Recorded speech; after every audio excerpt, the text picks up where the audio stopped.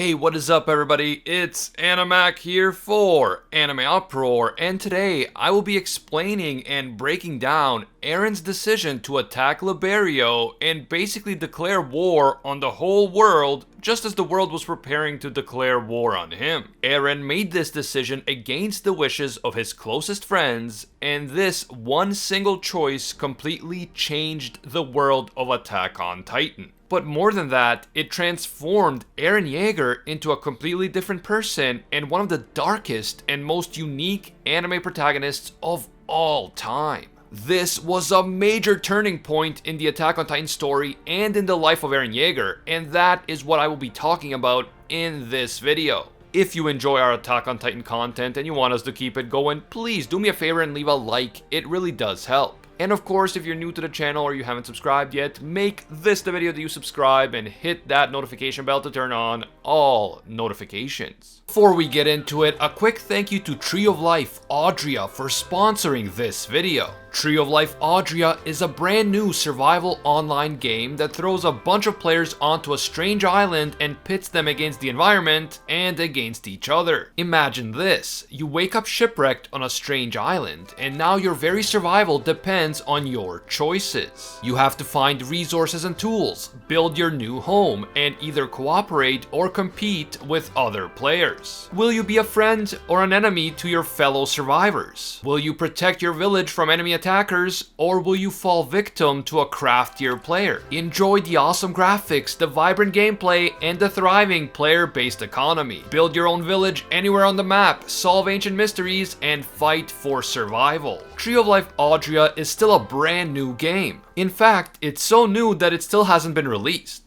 But if you want to be one of the first to play and dominate this game, click the link in the description and add this game to your Steam wishlist. That way you will be notified when the game comes out and you can get a head start on the competition. Just click the top link in the description and add Tree of Life Audria to your wishlist right now. Now, in a previous Attack on Titan video that I made specifically about the epic reunion of Reiner and Eren, I discussed in detail Eren's state of mind and why he decided to attack Liberio in that exact moment. I talked about the parallels between Reiner's attack on Eren's hometown and Eren's game-changing counterattack on Reiner's hometown. The main focus of this video is the unbelievable impact of Eren's attack on Liberio on the entire world of Attack on Titan and on Eren as a character. Even Eren's closest friends and comrades, including Mikasa, Armin, Hanji, and others, were opposed to this plan. Eren basically made the decision to infiltrate Liberio and carry out the attack on his own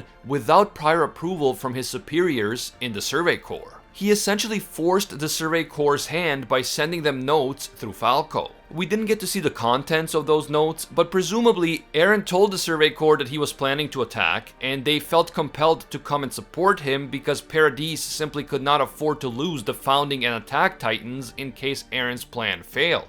In terms of the direct geopolitical consequences, Eren's attack on Liberio and the killing of Marleyan military leaders, along with many leaders of the other countries, basically started a world war. All of the countries whose representatives were present in Liberio during the attack would now likely ally with Marley to destroy Paradis once and for all. Many of Eren's comrades were upset with Eren because of this. They felt that the attack ensured that the world would hate the Eldians on the island even more, and now the whole world will actively work together to destroy Paradis.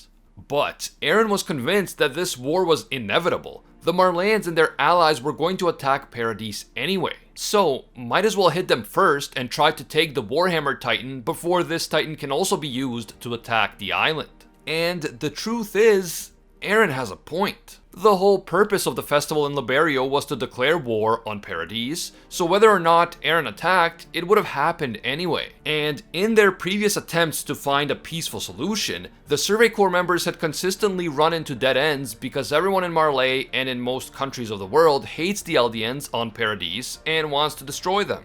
I mean, even the Eldians in Marley hate their fellow Eldians on Paradis and want to eradicate them, and in general the so-called Island Devils are constantly blamed for all of the world's problems. So Eren is right, the war was inevitable, and a peaceful solution was pretty much impossible, and not for a lack of trying. His attack on Liberio may have made the world hate the Eldians on the island even more, but at least it gave Eren the chance to gain an additional advantage in the inevitable war to come by attempting to capture the Warhammer Titan. So yes, we can definitely say that while Eren's attack on Liberio contributed to turning the world against the Eldians on Paradise even more, it only hastened the inevitable.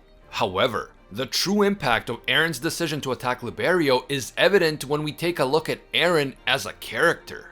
Eren started out as a somewhat typical protagonist for a shonen series. He has a tragic backstory, and this backstory inspires him to give it his all and fight to protect his loved ones from these gigantic, inhuman monsters. He gets a cool superpower, he can turn into a Titan, and he uses it to fight the other Titans. At that point, it's clear that Eren is the good guy and the giant monsters are the bad guys. Since the Titans are mindless monsters whose sole purpose is to devour humans, killing them is just self-defense. It's the right thing to do, and no one could possibly judge a shonen protagonist for killing these monsters. Except, as we learn later, the Titans are not just random mindless monsters. Every single one of them was once a human being, and most of them were turned into Titans through no fault of their own. By that point, it was clear that Attack on Titan is far more complex and far darker than the average shonen story, and that is why many would argue that Attack on Titan is not a shonen at all. In terms of its mature themes and complex world building, it seems to be closer to a seinen than a shonen.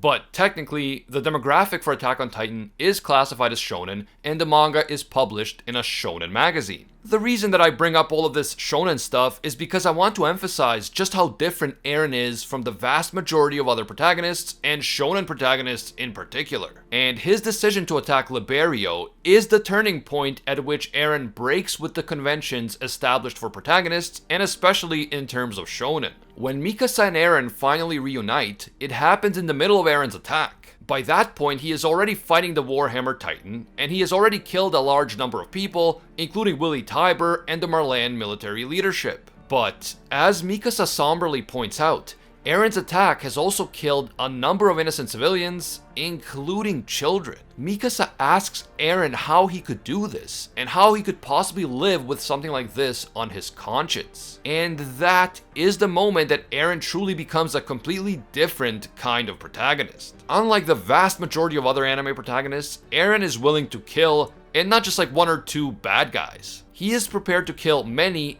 people, including innocent civilians who may get caught in the crossfire.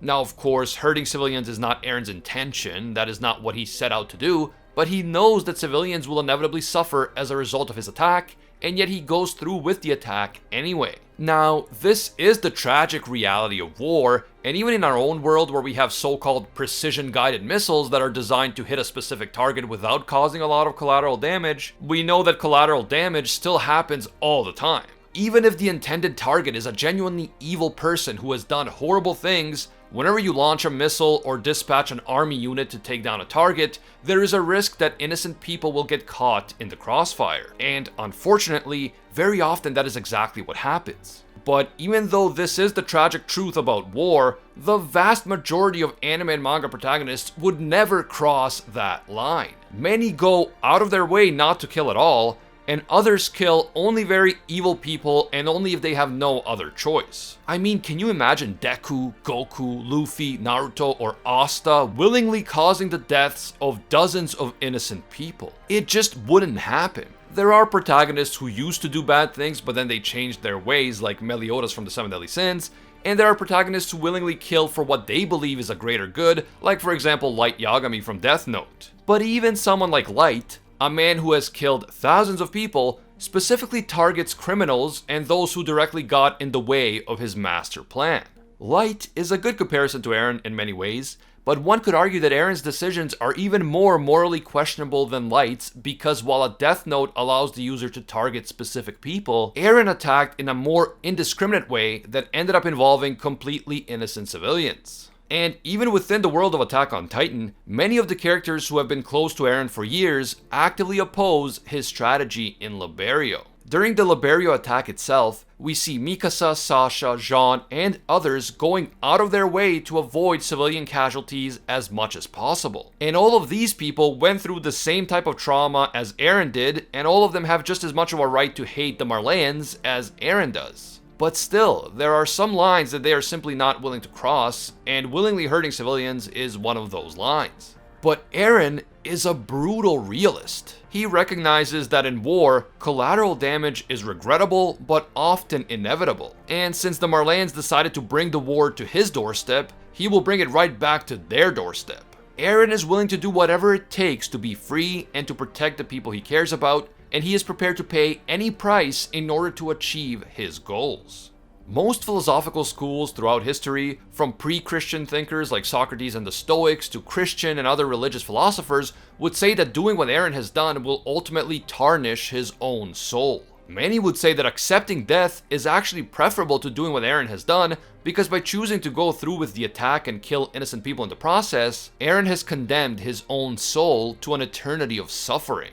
Eren has corrupted his soul. He has done inexcusable things that will never be forgiven. And to some, this is a fate worse than death. What is the point of living if you are forced to live as a monster? If you are forced to become everything that you have always hated? However, Eren rejects all of these philosophies, and he embraces a philosophy that is very similar to the writings of Italian philosopher Niccolò Machiavelli. I made an entire video talking about Eren's philosophy in detail, and in that video, I talked at length about how Machiavellian Eren's philosophy really is. If you want to see that video, you can check it out, link in the description. But to be brief, Machiavelli believes that defending his country and his people from a cruel and ruthless world must be prioritized. And it must be achieved by any means necessary. Failing to do what it takes to protect your homeland and your people will only result in more wars and more suffering in the future. If you have to kill or cheat or steal to achieve this goal, then this is exactly what you must do.